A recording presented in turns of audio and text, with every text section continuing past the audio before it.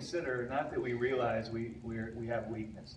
Because if you just sit, Jesus sat in a place where he wasn't ashamed that he needed the Father to give him life. Do you see what I'm saying? He didn't look at it as some negative thing that he needed God to come give him life. Right. He wasn't like, what's wrong with me that I need help? Do you see what I'm saying? And so when I say we consider our weaknesses, we look at it when we feel weakness, and we judge that to mean something's wrong with us. Right? And so God comes to bring about something in us when we no longer consider our weakness as being a sign that we're not as we ought to be. And it talks about that with Abraham. He considered not his weakness, right? But he considered the one who promised.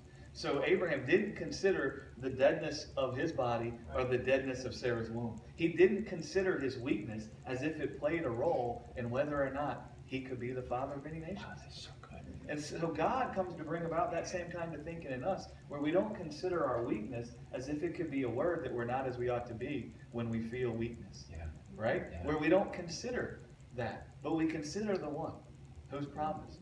Right? And in that place, we're not ashamed of our weaknesses.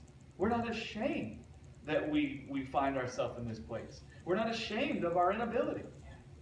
I mean, listen, I'm telling you guys, man, the wisdom of the world is trying to make us ashamed of our inability to give ourselves life. Absolutely. Absolutely, yes. And the church has adopted it. Yeah, right. And preached it to people too. Sure. You ought to be ashamed if you don't find the ability to give 10%. Yeah. In a performance-based system, weakness is deadly. Right. Weakness is no good. Yeah.